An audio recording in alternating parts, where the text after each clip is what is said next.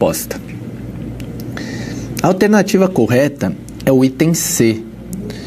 No debate da sociologia e da ciência política, para se tornar classe média, é preciso não apenas o acesso ao mercado de consumo, mas escolaridade, empregos qualificados, acesso à cultura, e esses elementos ainda não foram conquistados pela chamada nova classe média. Então, que essas duas ciências elas querem chamar a atenção, que somente a renda ou o aumento da renda, ela não é suficiente para colocar as pessoas dentro dessa nova classe média, porque senão ficam reféns de possíveis aumentos da economia ou diminuição da economia, e os salários podem baixar nesse período. Outras questões são importantes também para o acesso a o que eles chamam de nova classe média, o acesso à cultura, à educação estruturada, né? Então, acho que isso que ficou de lição da aula anterior. Agora, né, nessa próxima aula, a gente vai olhar um pouco sobre a desigualdade para além dos indicadores, né? Então, a gente viu durante todo o nosso curso aqui a análise da realidade social brasileira através de indicadores sociais, indicadores muitos produzidos pelo IBGE. O que essa aula quer chamar a atenção é que a desigualdade social no Brasil, ela necessita ser analisada para além dos indicadores, para algumas estruturas econômicas, né? Então, a gente vai ver aqui um pouco os indicadores sociais, como o IDH, o Índice de Desenvolvimento Humano, e também o Índice de Gini, que eles foram um avanço, por exemplo, em relação aos indicadores econômicos, como a análise única e exclusiva do PIB, que é o Produto Interno Bruto. Mas mesmo assim, os índices como o IDH e o Índice de Gini, eles apresentam um limite. Eles não conseguem abranger, não conseguem demonstrar de maneira total os processos da desigualdade social do país. Então, é isso que vamos olhar daqui para frente. Realidade socioeconômica brasileira. A gente necessita ir além dos indicadores, né? Utilizando dados e informações estruturais da sociedade brasileira, como, por exemplo, que a gente vai ver aqui, concentração de terras, o processo de industrialização do país, como que esse processo de industrialização auxiliou no aumento da desigualdade social. A gente vai ver como são destinados os recursos e para que áreas do orçamento público, e também a forma de tributação no país.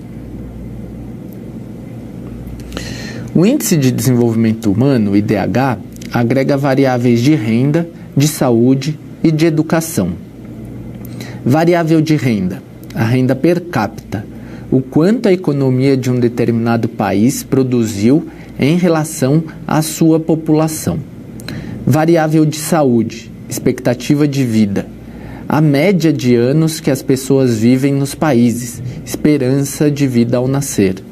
Variável de educação, taxa de alfabetização, número de matriculados nos ensinos fundamental, médio e superior, por quantidade de pessoas na faixa etária entre 6 e 22 anos de idade.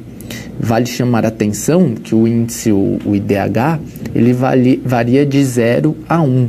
Então, 0 são países que possuem péssimo desenvolvimento social, desenvolvimento socioeconômico, e mais próximo de 1 são países que possuem altos índices de desenvolvimento socioeconômico. Olhando aqui para o gráfico, de acordo com o IDH, o Brasil é um país que é considerado com médio desenvolvimento, tá? Então, aqui foram selecionados alguns países. A gente pode ver que o Brasil se encontra aqui no meio, com o IDH de 0,754. Esses são os dados do relatório PNUD de 2016, referente ao ano de 2015.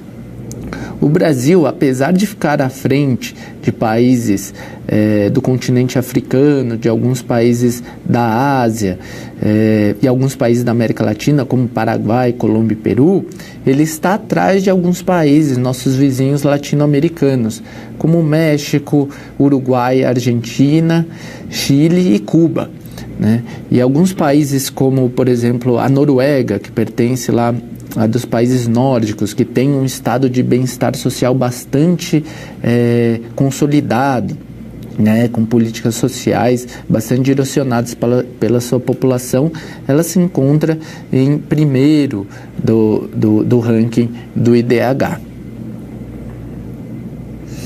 O índice de Gini, ele expressa a desigualdade de renda de um país.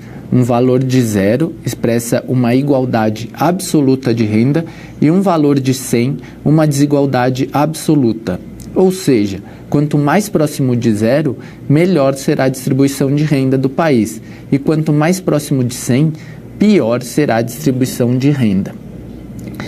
Aqui selecionamos também alguns países e vemos que o Brasil se encontra com um índice de 51,5. Né? Então é considerado também uma desigualdade média, uma desigualdade de renda média, né? A gente está à frente numa melhor posição de alguns países também, como Paraguai, Colômbia, Haiti e alguns países da África, como a África do Sul. No entanto, novamente a gente perde nesse índice para alguns vizinhos latino-americanos, Argentina, Peru, México, Chile e novamente países, né, que tinham lá num ranking melhor posicionado no desenvolvimento socioeconômico do IDH, eles se encontram também em melhores condições no índice de Gini, Noruega, Alemanha, Espanha e os Estados Unidos, né? Indo além desses indicadores, a gente selecionou alguns dados estruturais sobre a realidade social do Brasil. O primeiro que vou mostrar para vocês é a evolução da concentração de terra no Brasil. O que chama atenção nessa tabela? Que a grande propriedade, ela ocupa quase 60% das terras no país, tá? E o que é importante chamar atenção aqui, que os alimentos que a gente tem na nossa mesa, de frutas, legumes, hortaliças, elas são cultivadas em pequenas e médias propriedades. Nas grandes propriedades, o cultivo ele é bem direcionado, a maior parte, para a exportação. Outro dado que chama atenção aqui na tabela é a porcentagem alta de terras improdutivas, né? Então, essas terras improdutivas em todos os anos, tá? Essas terras improdutivas, elas poderiam ser resultado e poderiam ser utilizadas para uma política de distribuição de terra. Essa política de distribuição de terra que ajudaria no desenvolvimento socioeconômico do país, ajudando a diminuir a desigualdade social. Com mais pessoas tendo acesso à terra, elas produziriam mais, elas teriam uma renda própria e teriam também um poder de consumo maior, o que levaria a investimentos produtivos para atender essa demanda, tanto no comércio como indústria e serviços. Então está aí a importância de melhorar essa questão de distribuição de terras, que é uma coisa que países como Estados Unidos, Espanha, França já realizaram uma política de reforma agrária de distribuição de terra, pensando no desenvolvimento do próprio sistema capitalista. Outro ponto importante para a gente compreender a desigualdade social do país é olhar para a industrialização brasileira. Nossa industrialização brasileira, ela foi muito focada nas regiões sul e sudeste, né? As regiões de São Paulo, Minas Gerais, Rio de Janeiro receberam a maior parte dos investimentos, isso lá desde a década de 50, 60 e 70, deixando um pouco de lado regiões do norte e nordeste, Tá? Esse processo de industrialização também focou muito mais no setor urbano, abandonando um pouco os investimentos nas áreas rurais do país, o que trouxe um processo migratório muito grande nesse período de industrialização. Tá? Outro processo é a utilização da nossa industrialização na forma de capital intensivo, ou seja, de máquinas e equipamentos.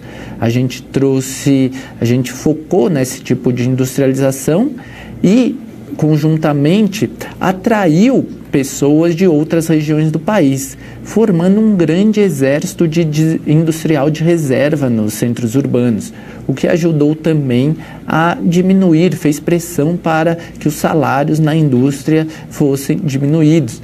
Aí está um processo importante para explicar as desigualdades no país. Um outro ponto estrutural para a gente explicar a desigualdade social é a alocação dos recursos no orçamento público. Tá? Então a gente pode ver aqui no gráfico, né, que a amortização e refinanciamento da dívida pública consomem 31,53% do nosso orçamento. Juntando com os juros e encargos da dívida, 8,18%, dá um pouco mais, dá quase 40% do orçamento todo para compromissos financeiros, né? A forma que o país escolheu para se desenvolver, sobrando os outros 44,79% para todas as áreas, seja previdência, seja saúde, educação. Isso mostra que, se a gente analisar um pouco mais detalhadamente, a gente vai ver que áreas como saúde, educação, elas não recebem nem 5% do nosso orçamento. Áreas como habitação, cultura também recebe muito pouco. Então aí estão as prioridades do governo em relação ao orçamento público, que também auxiliam, ajudam a explicar uma desigualdade social no país. O outro ponto importante é em relação à forma como é a tributação no país. Na tabela, a gente vê aqui que os principais índices, olhando para os anos de 2015 e de 2016, a incidência maior está nos bens e serviços, né? Ou seja, no consumo, que porcentagem de arrecadação, quase metade da arrecadação do país em 2015 e de 2016 foi no consumo de bens e serviços, né? Enquanto a propriedade tem uma parcela muito pequena da arrecadação, né? A renda também perde para o consumo de bens e serviços, né? E outros que nem entram aqui, como por exemplo taxação de grandes fortunas, taxação de grandes lucros, né? Isso não entra na forma de arrecadação. E a gente sabe, né, que você taxando, incidindo o imposto no consumo de bens e serviços, você vai taxando muito mais a classe média e a classe baixa do país, que utilizam quase 100% da sua renda em consumo, né? Então, quem ganha mais pode gastar 40% da sua renda e poupar 60%. E o que é taxado, principalmente no país, são o consumo de bens e serviços. Tá? Agora vamos para uma questão para tentar compreender e tentar sintetizar tudo o que vimos nessa aula. Sobre a realidade social do Brasil, assinale a alternativa correta. Item A.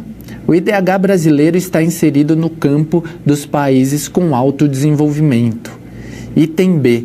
Por meio dos indicadores econômicos e sociais, podemos ter perfeita noção da realidade social brasileira. Item C. De acordo com o índice de Gini, o Brasil possui uma das piores distribuições de renda. Item D. Para melhor compreensão da realidade social brasileira, é importante a análise de pontos estruturais da sociedade brasileira, além dos indicadores, tais como a concentração de terras, o processo de industrialização, orçamento público e a tributação no país. Item E, o IDH brasileiro é considerado de médio desenvolvimento, o que coloca o país em uma melhor posição do que todos seus vizinhos na América Latina no ranking dos países mais desenvolvidos. Voltamos já com a resposta.